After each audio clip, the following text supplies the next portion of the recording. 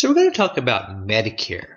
Huge federal program, almost $500 billion a year in expenditures, almost 14% of the federal budget. Huge, complicated program. And oftentimes when I think about it, it can also seem very intimidating to understand. But let's go ahead and sort of take it one step at a time. We're going to start with this first. Well, why did we develop this program called Medicare in the first place?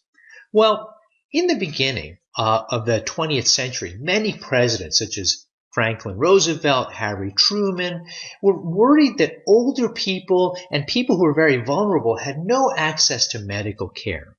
Then in 1965, Lyndon Johnson went ahead and started this program, which was really a modification of the Social Security Act. And well, who did he really try to help with this program? Well, he started with people over the age of 65. He felt that they had several specific reasons why they were particularly high risk from serious medical problems. The first was that their incomes were very low. And secondly, because they were older, they had medical expenses that were very high. Because of this condition, almost half of all people over the age of 65 previously had no health insurance at all. And because they had no health insurance, they'd get sick, their savings would be wiped out, be a huge problem for the elderly. So that's the first group of people that Medicare gave health insurance to. The second group was people who were considered to be disabled. These were also individuals that might have very high medical expenses, not a lot of income, and so Medicare for the first time gave a guarantee of health insurance to them as well. And those are the two groups of people that Medicare first started with. As time went on, two other important groups of people were added on. In the 1970s, Medicare started to pay for the care of people who had kidney failure, like dialysis or other major chronic problems with kidneys. And then in the 2000s, also added on people who had a disease called ALS, or Lou Gehrig's disease, which is a disease where you get paralyzed over a long period of time. So we talked about why Medicare was first started and who Medicare covers. And to be clear, it's really these first two groups of people that end up being the lion's share of most of Medicare expenses. But let's try and understand, well, how is Medicare structured and how does it really work? So let's go ahead and start with a patient. Now, this patient has Medicare. And let's say that they need to get medical care. So the first part of Medicare, which is called Medicare Part A, covers any expenses this person might have if they go to a hospital. So if they go to the hospital, they might have to have an extended stay in a patient bed. They'll have nurses that take care of them. They'll have other expenses that come in the acute setting in the hospital. So Medicare Part A ensured that all of those expenses would be paid through this part of Medicare. However, to be clear, it did not cover all of it. People who have Medicare, when hospitals bill them for acute care, still have to pay a $1,000 deductible approximately before any insurance kicks in for the first 60 days of that hospitalization. And after that period of time, they also do have to pay a small portion of the other costs. That's called co-insurance. But it still does offer individuals a way to make sure they don't get completely wiped out. Well, how is this paid for?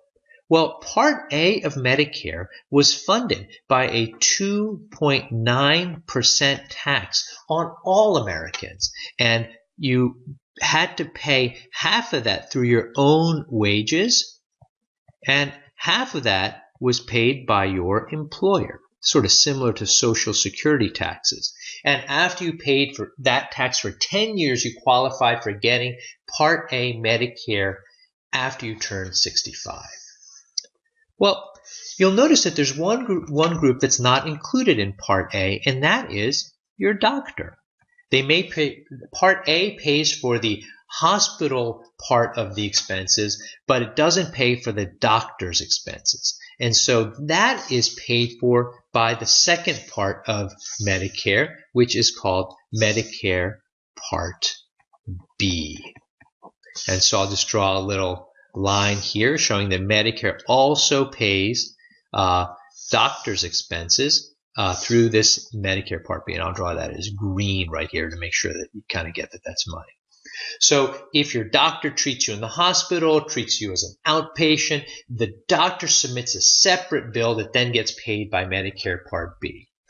Medicare Part B is a little bit different than Part A. So you actually have to enroll if you're a patient in Medicare Part B, and it's actually, even if after 65, is not free.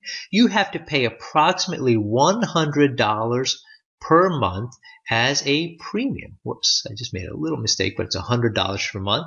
And that actually doesn't get you all the services for free. You still have to pay a deductible, and there is still a copay with that. But by and large, Part B does pay for a lot of the basic aspects of medical care that you may need to get from your doctor.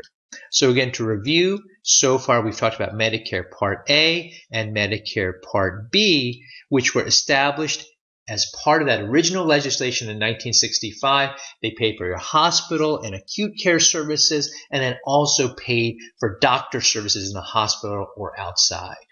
Now you'll notice that we're missing two key things right here. The first is that neither one of these pays for, and I'll draw it right here, just as a bottle right here, for medications. That was not at all part of what Medicare would pay for initially. Some other things were also left out as well, but medications were one of the big expenses people would often have. The other thing you'll notice here is that there is co-insurance, there's deductibles. Even if you have Medicare, there's no protection that those expenses could get completely out of control. That's called not having an out-of-pocket maximum. In other words, even if you had Medicare, you think you're covered, but maybe you have care that costs millions of dollars, there's no maximum amount that you could be charged because you still had to pay a portion of that bill. And that was very difficult for some people as well. Well, later on, as time went on, two other parts of Medicare got added on, and we're going to talk about those. That's called Medicare Part C, going in alphabetical order, as well as, I'm going to draw it here, Part D, and talk about both of those. Medicare Part C began in 1997. And that was a way in which Medicare would actually buy private health insurance for somebody. So in other words, you would say, I don't want Part A and Part B anymore. I'm going to elect to have Medicare just buy me a policy through the Part C program. So they would go to a private insurer like Aetna or Blue Cross Blue Shield, and Medicare would buy you a policy, and then those people, the private health insurers would then pay your doctor, or they might go ahead and pay your hospital. And in return, Medicare went ahead and paid the premium of that health policy to make sure you had it. A lot of people really liked this because for the first time, not only did this cover Part A and Part B, but also, if you got a private health insurance plan, sometimes they included prescription medications as well. And they also structured their benefits so that you may not be exposed to a lot of those co-pays, deductibles, and premiums that could lead to very high out-of-pocket expenses. Many people found this very attractive. And today, about 1/4 of all of Medicare's expenses is used to purchase private health insurance through the Part C program. Now, in 2003, yet a fourth part of Medicare was added called Medicare Part D.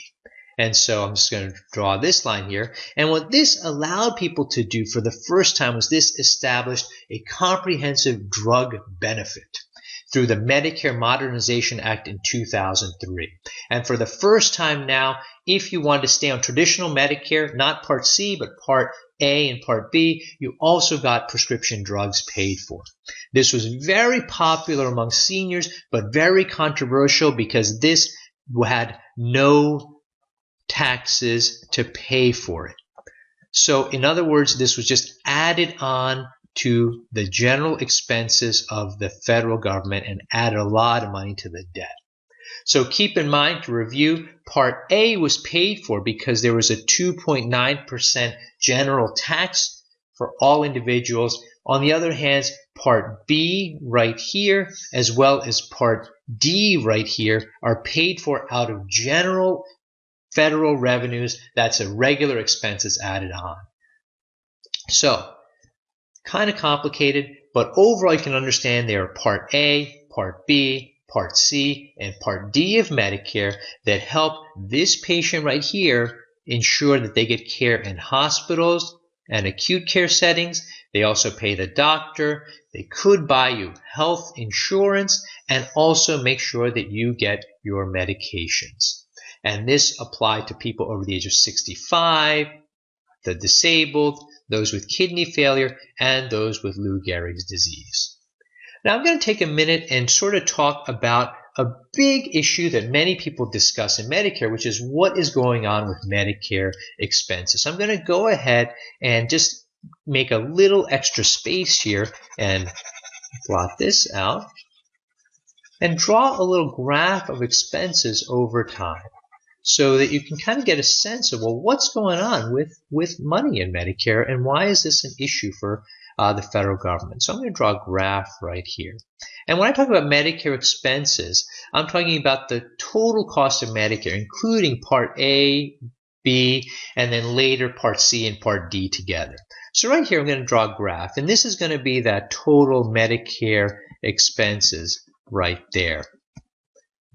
And then I'll just add total right here to make sure that people know I'm talking about all the parts together. And right here, this is going to be the year. So we're going to start in, say, the 60s right there when Medicare first began, then the 70s, 80s, 90s, and 2000s and beyond. And the way I want to talk about Medicare expenses, talk about the rate of Medicare cost increases. So let's say the cost was exactly the same year after year. That's 0% growth. If the cost is about 5% each year higher, that's 5% growth. And I'll just draw it right here. This will be 10% growth, 15% growth, and then 20% growth.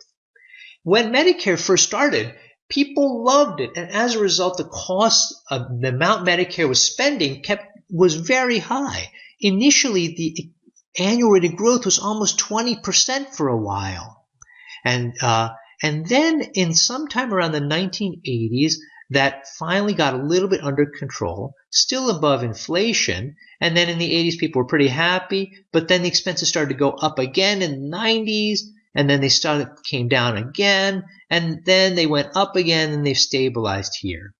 I want to point out one thing on this line, which is really important, which is that even though the costs looked like they were getting better, they still generally were above the rate of inflation, which I could draw right around here. So Medicare was still growing, but just at a slower rate.